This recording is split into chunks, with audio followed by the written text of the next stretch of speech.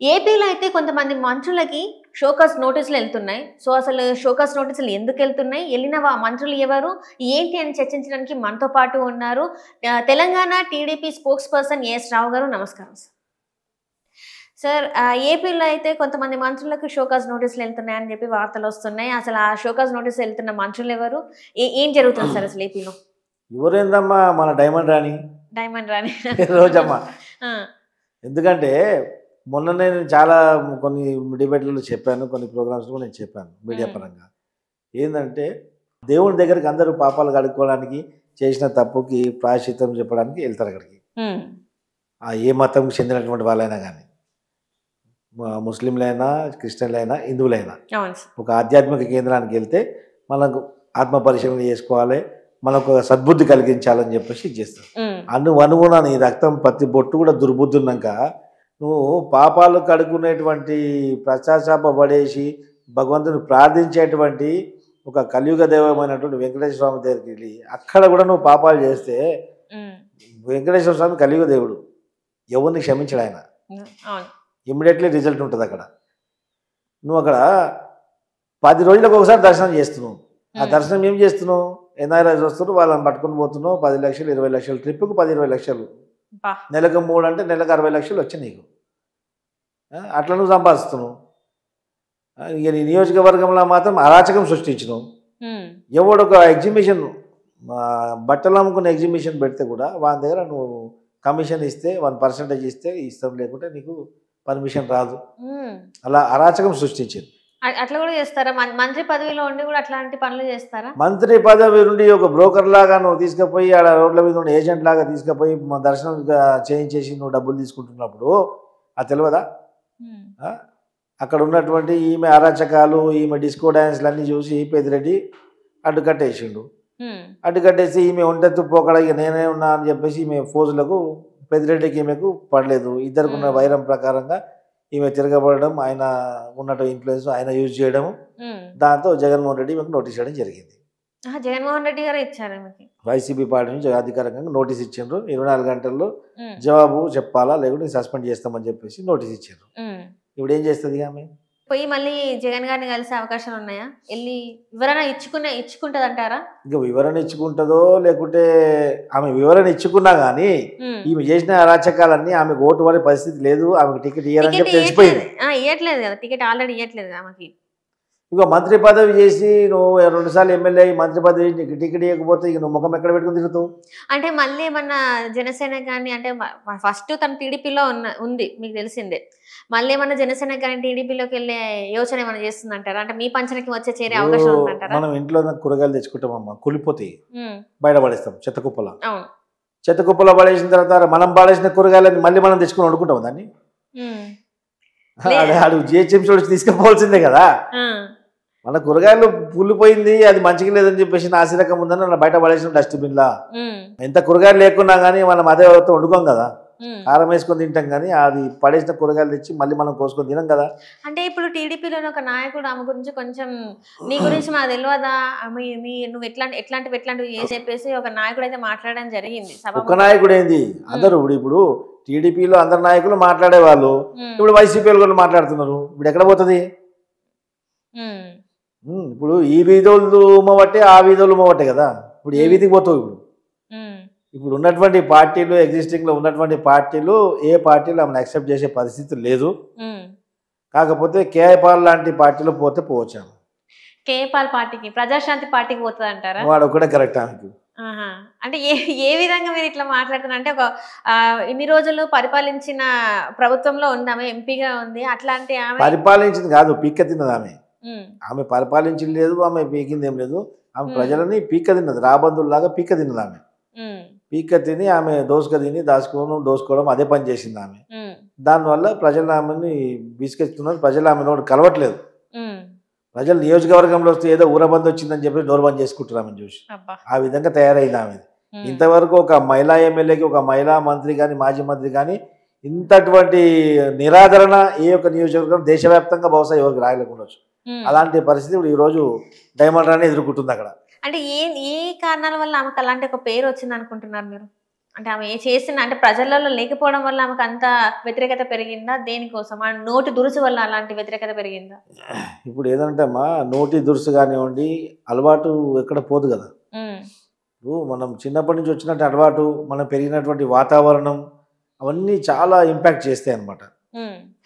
కుటుంబ నేపథ్యం అన్నీ రకరకాల ఈక్వేషన్స్ వల్ల మన క్యారెక్టర్ బిల్డప్ అవుతుంది.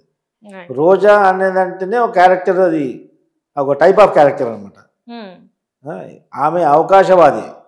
ఆమె అవకాశవాది. ఎప్పుడు ఆమె స్వార్థం, ఆమెకు డబ్బులు తప్ప ఇంక వేరే ఆమెకు పట్టే విషయమే కాదు. హ్మ్. తెలుగుదేశంలో అలాంటి కార్యక్రమాలకు ఎవరు అనుమతించేది కాదు, అనుమతించలేదు. పోయింది వైఎస్ఆర్సీపీలకు. వైఎస్ఆర్సీపీ ఆ యొక్క సిద్ధాంతాలతో పుట్టింది కాబట్టి ఆమె అడ్జస్ట్ అయ్యగలిగింది. ఇప్పుడు అక్కడ కూడా నువ్వెంత నేనెంత అని చెప్పేసి ఒకరికొకరు దోచుకోవడం, దాచుకోవడంలో కాంపిటీషన్ పరంగా ఆడ దెబ్బతింది కానీ ఆ సిద్ధాంతాలతో విభజించలే ఇక్కడ. హ్మ్. ఈమె సిద్ధాంతం, వైసీపీ సిద్ధాంతం ఒకటే. అందుకే ఈ 10 ఏళ్ళు అక్కడ ఇమడగలిగింది ఆమె. హ్మ్. ఈ దోచుకోవడంలో వైరం జరిగి ఆ పార్టీల నుంచి బయటకు వెళ్ళవలసి వస్తుంది ఆమె. హ్మ్. అంటే ఇప్పుడు బయటకు వచ్చేస్తది ఇంకా ఆమె. ఇప్పుడు టికెట్ ఇవ్వకుండా ఏం చేస్తుంది ఉండండి. హ్మ్. అంటే టికెట్ ఇయ్యకపోయినా కూడా పర్వాలేదు అన్నట్టు మాటలైతే వచ్చినాయి గదా! అంటే మేము జగన్మోహన్ రెడ్డి ముఖ్యమంత్రి అయితే చాలు మాకు టికెట్ ఇవ్వకపోయినా పర్లేదు అన్నట్టు మాట్లాడారన్నవి వార్తలు కూడా వచ్చినాయి గదా! ఆమె అదే ఇప్పుడు పార్టీలో ఇక్కడ ఉంటదా? ఏంటమ్మా వైసీపీ వైసీపీ ఇంట్లో జగన్మోహన్ ఇంట్లో డస్ట్బిన్ అది. హ్మ్. ఆ ఏ మూలకు పెట్టుకుంటా మాకేం పోయింది, ఎక్కడ దగ్గర పెట్టుకోండి. హ్మ్. ఆ చెత్త మాకెందుకు. అదే. అంటే ఒకవేళ ఇంతకుముందు ఇదే పార్టీలో ఉన్నాను గదా! అని మళ్ళీ మీ సొంత గూటికి అంటే గర్వాపీసెస్ ఇలా కాంగ్రెస్ వాళ్ళు కూడా పెట్టారు గదా! గర్వాపసి అని చెప్పేసి అట్లనే మళ్ళీ గర్వాపీస్ ఎవరికైతుంది? హ్మ్. గర్వాపీస్ ఎవరికైతుంది? మంచి వ్యక్తులకు అవుతుంది, మనుషులకు అవుతుంది, హ్మ్. చెత్తకు కాదు. హ్మ్. ఇందాక చెప్పినా కదా, మాకు పనికిరాదు కుళ్ళిపోయిందని ఆ చెత్తను తీసి డస్ట్బిన్లో పడేసినాము. ఆ హ్మ్. డస్ట్బిన్ జగన్మోహన్ రెడ్డి డస్ట్బిన్లో ఉంది. అది ఆ జగన్మోహన్ రెడ్డి డస్ట్బిన్లో ఎటు పెట్టుకుంటే మాకు సంబంధం లేదు. ఆ హ్మ్. డస్ట్బిన్ బయట వేస్తే ఇంకా వేరే ఎక్కడన్నా పోతుంది కానీ మేము ఈ డస్ట్బిన్లను మేము తీసుకొచ్చుకోము ఎప్పుడే కానీ. హ్మ్. ఇగ అంతే అంటారిగ. ఈ కుళ్ళిపోయిన సరుకు మా దగ్గర నడవదు. హ్మ్. అంటే ఇప్పుడు ఇన్ కేస్ ఒకవేళ జగన్మోహన్ రెడ్డి గారి ప్రభుత్వం మళ్ళీ రాలేదనుకోండి. అంటే తెలీదు ఏ ప్రభుత్వం వస్తదో తెలీదు. ఏది ఒక ఏ ప్రభుత్వం వస్తుందని జగన్మోహన్ రెడ్డి ప్రభుత్వం వచ్చే అవకాశం కూడా లేదు. హ్మ్. సో, మీరు అంటున్నారేంటంటే కేఏ పాల్ పార్టీ అయితే కరెక్ట్ అంటారు రోజా గారికి. ఇప్పుడు ఆమెకు వైఎస్ఆర్సీపీ నోటీస్ ఇచ్చిందంటే ఒక హ్మ్. మంత్రిగా చేసి 2 సార్లు 10 సంవత్సరాలు ఎమ్మెల్యేగా ఉండి ఒక హ్మ్. మంత్రి చేసిన తర్వాత హ్మ్. నీకు టికెట్ దక్కలేదంటే నీ పార్టీని నమ్మట్లేదు, ప్రజల్లో నీకు ఆదరణ కోల్పోయినట్టు అర్థం అనమాట. హ్మ్. సో వైఎస్ఆర్సీపీ మొత్తం ఆదరణ కోల్పోయింది ఈరోజు. హ్మ్. రోజు అయితే సమస్య లేదు. హ్మ్. సో ఎలాగో ఉండదు కాబట్టి ప్రజలలో నువ్వు ముఖం మీద కూడా తిరగలేవు. బహుశా ఆ పార్టీలో ఆమె ఉంటుందని కూడా నేను అనుకోను, ఆమెను ఉంచుతారని కూడా నేను అనుకోను.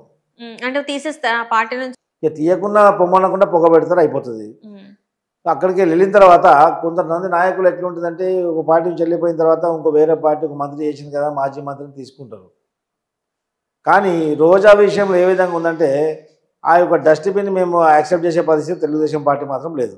హ్మ్. జనసేనలో కూడా ముమ్మాటికి లేదు. హ్మ్. ఎందుకంటే జనసేనని ఆమె విమర్శించేంత జనసేన పవన్ కళ్యాణ్ గారిని ఎవరు విమర్శించలేదు. హ్మ్. అలాంటి అప్పుడు తెలుగుదేశం శ్రేణులు కానీ పవన్ కళ్యాణ్ జనసేన శ్రేణులు కానీ రోజాని యాక్సెప్ట్ చేయడం మాత్రం ఖచ్చితంగా జరగదు. హ్మ్. తీసుకోము కూడా, అలాంటి చెత్త మాకు అవసరం కూడా లేదు. స్థానం అంటే ఇప్పుడు పార్టీ గెలిచే సూచనలు లేవు. ఆమెకి ఇట్లా నోటీసులు వస్తున్నాయి. నెక్స్ట్ ఇంకా ఆమె స్టెప్ ఎలా ఉండబోతుంది అనుకుంటున్నారు? ఇప్పుడు మనకంటే ఒక రాజకీయంలో ఓడిపోయిన తర్వాత ఇంట్లో కూర్చొని ఏం చేస్తామని చెప్పి ఆలోచన వస్తుందమ్మా. హ్మ్. ఆ టైం అనడానికి ఏంది, మళ్ళీ ఒక వేదిక ఉంది కదా, జబర్దస్త్ ఉంటుంది, ఇంకా బంపర్ జబర్దస్త్ ఉంటుంది. అంతేనా? అంటే మళ్ళీ అంటే ఒకానొక టైంలో తను ఎంపీగా గెలవడం ద్వారా జబర్దస్త్ షోకి తను విరామం ఇచ్చింది. మధ్యలో ఆపేసింది వెళ్ళడానికి. సో, ఇప్పుడు మళ్ళీ అదే స్టేజ్ మీద మళ్ళీ కనబడుతది అంతే హ్యాపీగా. మరి, హ్మ్. అంతే కదా. ఆహా! అంటే మళ్ళీ ఇవే షోస్ చేసుకుంటా ఇప్పుడు అడవి పంది నగరంలోకి వచ్చినప్పుడు ఏమవుతుంది, అటవీ శాఖకు సంబంధించినటువంటి ఉద్యోగులు కానీ అటవీ శాఖ అధికారులు ఏం చేస్తారు, ఫారెస్ట్ ఎంప్లాయీస్ దాన్ని పట్టుకొని మళ్ళీ అడవికి వదిలేస్తారు. హ్మ్. ఆ జబర్దస్త్ నుంచి పట్టుకొచ్చి ఈమెని మళ్ళీ ఆ జబర్దస్త్కి వదిలేస్తారు. హ్మ్. అంతే కదా మరి. అంతే. అంటే ఇప్పుడు ఒకవేళ టీడీపీ ప్రభుత్వం గాని అంటే టీడీపీ ఇంక వైసీపీ ఉంది. ఒకవేళ టీడీపీ ప్రభుత్వం వస్తే ఈమె మీద ఏమైనా యాక్షన్స్ తీసుకునే అవకాశం ఉంటాయా రోజా పైన? ఇప్పుడు టీడీపీ ప్రభుత్వం వస్తే ఇది జగన్మోహన్ రెడ్డి లాంటి వైసీపీ పార్టీ కాదు. తెలుగుదేశం పార్టీ సమాజం శ్రేయస్సు కొరకు, ప్రజల కొరకు పుట్టినటువంటి పార్టీ. మేము ప్రజల యొక్క భవిష్యత్తు దృష్టిలో పెట్టుకొని పరిపాలన కొనసాగిస్తాం కూడా. సో ఏ ఒక్క వ్యక్తితోటి కానీ వ్యక్తిగతంగా వైరం కానీ తెలుగుదేశం పార్టీ ఎప్పుడు చేయబోదు కూడా. వ్యవస్థాపకంగా ఏమైనా తప్పులు జరిగితే దానికి జ్యుడిషియల్ ఎంక్వైరీ చేస్తాం, చట్టం తన పని తాను చేసుకు వెళ్ళిపోతుంది. అంతేగాని వ్యక్తిగతంగా వీళ్ళలాగా నోరు పారేసుకోవడం మా యొక్క తెలుగుదేశం చరిత్ర లేదు. Right sir. అంటే ఇప్పుడు ఎటు చూసుకున్నా కూడా ఏ మంత్రులకైనా కూడా కొంతమంది ఏంటంటే, ఇప్పుడు కేసినేని నాని గారు ఉన్నారు, టీడీపీ నుంచి వెళ్ళి వైసీపీకి వచ్చారు. సో ఇప్పుడు కొంతమంది వైసీపీ నుంచి జనసేనకి టీడీపీకి వెళ్తున్నారు. కానీ ఇక్కడ ఈమె పరిస్థితి చూస్తే అటు ఇంకా వైసీపీలో ఉండలేని పరిస్థితి, ఇటు జనసేన కానీ టీడీపీలోకి కానీ వచ్చే పరిస్థితులు లేవు. అంటే తన మాట తీరే కావచ్చు, ఇంకేదన్నా కావచ్చు. ఇంకా ఇక్కడితోనే తన రాజకీయ ప్రస్థానం ఆగిపోతుందా అనుకోవచ్చా మనం? తెలుగుదేశం పార్టీలో మదమెక్కి ప్రవర్తిస్తే మందలిస్తాం మేము. తెలుగుదేశం పార్టీలో మదమెక్కి ప్రవర్తిస్తే ఎవరైనా కానీ మందలించడం జరుగుతుంది. వాడికి క్లియర్గా పార్టీ యొక్క లైన్లో మందలిస్తాం. మందలించినా కానీ వినకుండా విర్రవీగి ఒంటెత్తు పోకడతోటి నేనుంటేనే పార్టీ ఉంది, నేను లేకపోతే పార్టీ లేదని చెప్పేసి విర్రవీగితే ఇక్కడ తెలుగుదేశం పార్టీ ఇలాంటి వందల నాయకుల్ని తయారు చేసింది. నాయకుల్ని తయారు చేసేటువంటి కర్మాగారం తెలుగుదేశం పార్టీ. ఇక్కడ పార్టీ ఫస్ట్, పర్సన్ సెకండ్. ఈ యొక్క పార్టీ ఇంపార్టెంట్, ఇక్కడ వ్యక్తులు ఇంపార్టెంట్ కాదు. ఈ యొక్క వ్యవస్థ, ఈ యొక్క ప్రజల గురించి పుట్టినటువంటి వ్యవస్థ తెలుగుదేశం పార్టీ.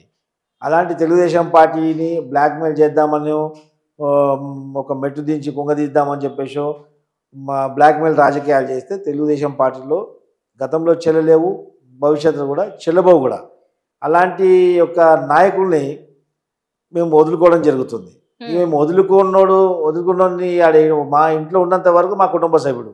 మేము వదులుకున్న తర్వాత అది మావాడు కాదనుకున్న తర్వాత అది ఎట్లా పోయినా బాయిలో పడ్డా మాకు సంబంధం లేదు.